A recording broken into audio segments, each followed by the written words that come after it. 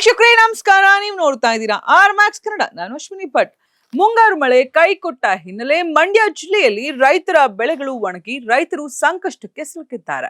ಬೆಳೆ ಪರಿಹಾರ ಹಾಗೂ ಸಾಲ ಮನ್ನಾಗೆ ಒತ್ತಾಯಿಸಿ ಸಿಪಿಐಎಂ ಮತ್ತು ಸಿಐಟಿಯು ವತಿಯಿಂದ ಮಂಡ್ಯ ಜಿಲ್ಲಾಧಿಕಾರಿ ಕಚೇರಿ ಬಳಿ ಪ್ರತಿಭಟನೆ ನಡೆಸಲಾಯಿತು. ರಾಜ್ಯ ಸರ್ಕಾರದ ವಿರುದ್ಧ ಘೋಷಣೆ ಕೂಗಿ ಆಕ್ರೋಶವನ್ನ ವ್ಯಕ್ತಪಡಿಸಿದ ಪ್ರತಿಭಟನಾಕಾರರು ರೈತರಿಗೆ ಎಕರೆಗೆ 50,000 ರೂಪಾಯಿ ಬೆಳೆ ಪರಿಹಾರ ನೀಡಬೇಕು ಎಂದು ಆಗ್ರಹಿಸಿದರು. ಜೊತೆಗೆ ತಮಿಳುನಾಡಿಗೆ ನೀರು ಹರಿಸುವುದನ್ನು ನಿಲ್ಲಿಸಿ ಮೇಕೆದಾಟು ಅಣೆಕಟ್ಟು ನಿರ್ಮಾಣದ ಮೂಲಕ ಕಾವೇರಿ ನೀರಿನ ಸಮಸ್ಯೆಗೆ ಶಾಶ್ವತ ಪರಿಹಾರ ಕಲ್ಪಿಸಬೇಕು ಎಂದು ಒತ್ತಾಯಿಸಿದರು.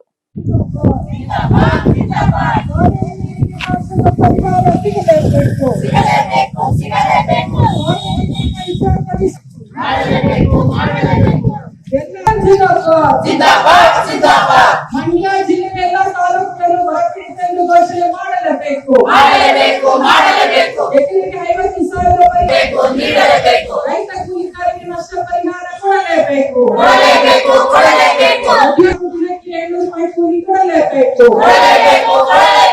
ಮಂಡ್ಯ ಜಿಲ್ಲೆಯಲ್ಲ ರೈತ ಕೂಲಿ ಕಾರ್ಮಿಕರ ಮೈಕ್ರೋ ಫೈನಾನ್ಸ್ ಕಾವೇರಿ ನೀರಿನ ಕೊರತೆ ಹಿನ್ನೆಲೆಯಲ್ಲಿ ಉಂಟಾಗಿರುವ ಸಮಸ್ಯೆಗೆ 5,000 ಕೋಟಿ ಪರಿಹಾರ ಧನ ನೀಡಲೇಬೇಕು.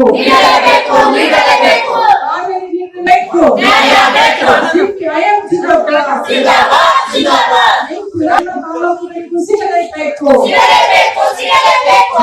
ಬರ ಪೀಡಿತ ಅಂತ ಸಂಪೂರ್ಣವಾಗಿ ಜಿಲ್ಲೆಯನ್ನ ಘೋಷಣೆ ಮಾಡಬೇಕು.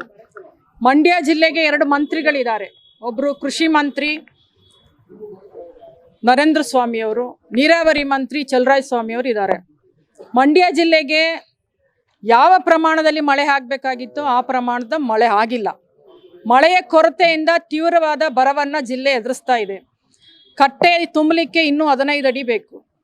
ತುಂಬಿದ್ರೂ ಕೂಡ ಈಗೇನು 109 TMC ಇದೆ, ಅದು ತಮಿಳುನಾಡಿಗೆ ಇಷ್ಟು ಕೊಡಬೇಕು ಅನ್ನುವಂಥ ಆದೇಶಗಳು ಪದೇ ಪದೇ ಆಗ್ತಾ ಇರೋದ್ರಿಂದ ಜಿಲ್ಲೆಯಲ್ಲಿ ಕುಡಿಯೋ ನೀರು ಮತ್ತು ಬೇಸಾಯ ಈ ಎರಡಕ್ಕೂ ಕೂಡ ಉಳಿಸ್ಕೊಳ್ಳುವಂಥ ಪ್ರಯತ್ನಗಳು ನಡಿಬೇಕಾದ್ರೆ ಮಳೆ ಬೀಳಬೇಕಾಗಿತ್ತು. ಆದರೆ ಮಳೆ ಇಲ್ಲ.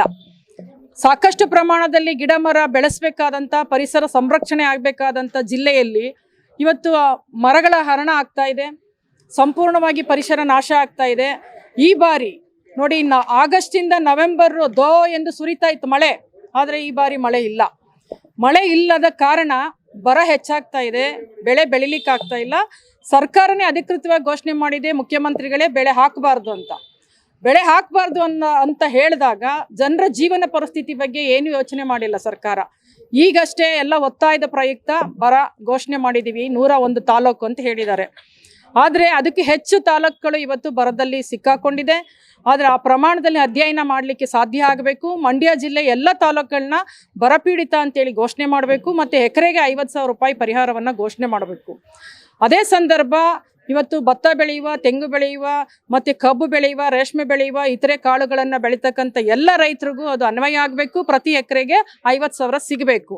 ಮತ್ತು ರೈತರು ಕಷ್ಟಪಟ್ಟು ಇವತ್ತು ಕೃಷಿ ಲಾಗೋಡು ದುಬಾರಿ ಆಗಿರೋದ್ರಿಂದ, ಅವರ ಒಂದು ರಸಗೊಬ್ಬರ ಬೆಲೆಗಳು ಇವೆಲ್ಲವೂ ಕೂಡ ದುಬಾರಿ ಆಗಿರೋದ್ರಿಂದ, ಆ ಒಂದು ದುಬಾರಿ ಇರುವ ಸಂದರ್ಭದಲ್ಲಿ ಸಾಲ ಮಾಡಿ ಅವರು ಬೆಳೆಗಳನ್ನ ಹಾಕಿದ್ದಾರೆ. ಕೆಲವು ಕಡೆ ಬೆಳೆಗಳು ಕೈ ಕೊಟ್ಟಿದೆ. ಹಾಗಾಗಿ ಸಂಪೂರ್ಣ ಸಾಲ ಮನ್ನಾ ಮಾಡಬೇಕು. ರೈತರ ಸಾಲ ಮನ್ನಾ ಆಗಬೇಕು. ಜೊತೆಗೆ ಕೂಲಿಕಾರರು ಏನು ಕೈ ಸಾಲಗಳು, ಮೈಕ್ರೋ ಫೈನಾನ್ಸ್ ಸಾಲ ಮಾಡಿದ್ದಾರೆ, ಅವ್ರದ್ದು ಕೂಡ ಸಾಲ ಮನ್ನಾ ಮಾಡಲಿಕ್ಕೆ ಸರ್ಕಾರ ಮುಂದಾಗಬೇಕು. ಮತ್ತು ಕಾವೇರಿ ನೀರಿನ ವಿಚಾರದಲ್ಲಿ ಪದೇ ಪದೇ ತಗಾದೆ ತೆಗಿತಾ ಇರೋದ್ರಿಂದ ಒಂದು ಶಾಶ್ವತ ಸಂಕಷ್ಟ ಸೂತ್ರವನ್ನು ಅನುಸರಿಸಬೇಕು. ಮತ್ತು ಕಾವೇರಿ ಕೊಳ್ಳದ ಎಲ್ಲ ಬೇಸಾಯದ ರೈತರಿಗೆ ಒಂದು ಸೂಕ್ತ ಪರಿಹಾರದ ಪ್ಯಾಕೇಜ್ 2,000 ಘೋಷಣೆ ಮಾಡಬೇಕು. ಮತ್ತು ಕಾವೇರಿ ವಿಚಾರದಲ್ಲಿ ಶಾಶ್ವತವಾಗಿ ಒಂದು ಪ್ರಾಜೆಕ್ಟ್ಗಳನ್ನ ತರಲಿಕ್ಕೆ, ಅದನ್ನು ನಿರ್ವಹಣೆ ಮಾಡಲಿಕ್ಕೆ 5,000 ಕೋಟಿಯನ್ನು ಮೀಸಲಿಡಬೇಕು. ಮತ್ತು ಪದೇ ಪದೇ ಈ ವಿಷಯಗಳು ಬರ್ತಾ ಇರೋದ್ರಿಂದ ವೈಜ್ಞಾನಿಕವಾಗಿ ಅದನ್ನು ಅಳತೆ ಮಾಪನಗಳನ್ನ ಇಟ್ಕೊಂಡು ಇವತ್ತು ತಂತ್ರಜ್ಞಾನ ಭಾಳ ಅದ್ಭುತವಾಗಿ ಬೆಳೆದಿದೆ. ಇಂಥ ಸಂದರ್ಭದಲ್ಲಿ ಸಮಸ್ಯೆಗಳೇನು ಆಗ್ತಾ ಇದೆ, ಮಳೆ ಬರದೇ ಇರುವಾಗ ಹೇಗೆ ನಾವು ಹಂಚಿಕೆ ಮಾಡ್ಕೋಬೇಕು ಅನ್ನೋಂಥ ವಿಚಾರದಲ್ಲಿ ಕೇಂದ್ರ ರಾಜ್ಯ ಸರ್ಕಾರ ಅದನ್ನು ಪರಿಹಾರಕ್ಕೆ ಮತ್ತು ಸುಪ್ರೀಂ ಕೋರ್ಟ್ ಕೂಡ ಒಂದು ಸೂಚನೆಯನ್ನು ಕೊಟ್ಟು ಒಂದು ಸೂಕ್ತ ರೀತಿಯ ಶಾಶ್ವತ ಪರಿಹಾರಕ್ಕೆ ಮುಂದಾಗಬೇಕು ಅಂತೇಳಿ ಸಿಪಿಐಎಂ ಆಗ್ರಹ ಮಾಡುತ್ತೆ. ನಮ್ಮದೇ ಜಿಲ್ಲೆಯ ಸಾರ್ವಜನಿಕ ಉದ್ದಿಮೆ ಮೈಶುಗರ್ ಶೀಘ್ರ ಆಧುನೀಕರಣ ಆಗಬೇಕು. ಮೈಶುಗರ್ ಒಳಗೊಂಡಂಗೆ ಇತರೆ ಕಾರ್ಖಾನೆಗಳು ಬಾಕಿ ಉಳಿಸ್ಕೊಂಡಿದೆ, ಕಬ್ಬಿನ ಬಾಕಿ, ಅದನ್ನು ಶೀಘ್ರವಾಗಿ ಕೊಡಬೇಕು. ಮತ್ತು ಕುಡಿಯೋ ನೀರು ಆದ್ಯತೆ ವಿಚಾರವಾಗಿ ಜಿಲ್ಲಾಡಳಿತ ಎಲ್ಲ ಜನವಸತಿ ಪ್ರದೇಶಗಳಿಗೆ ಕುಡಿಯೋ ನೀರಿನ ಪೂರೈಕೆಯನ್ನು ಮಾಡಬೇಕು ಅಂತೇಳಿ ಸಿಪಿಐಎಂ ಆಗ್ರಹ ಮಾಡುತ್ತೆ. ಆ ಕಾರಣಕ್ಕೆ ಇವತ್ತು ಪ್ರತಿಭಟನೆ ಮೂಲಕ ನಾವು ಮನವಿಯನ್ನು ಸರ್ಕಾರಕ್ಕೆ ಕೊಡ್ತಾ ಇದ್ದೇವೆ. Thank you.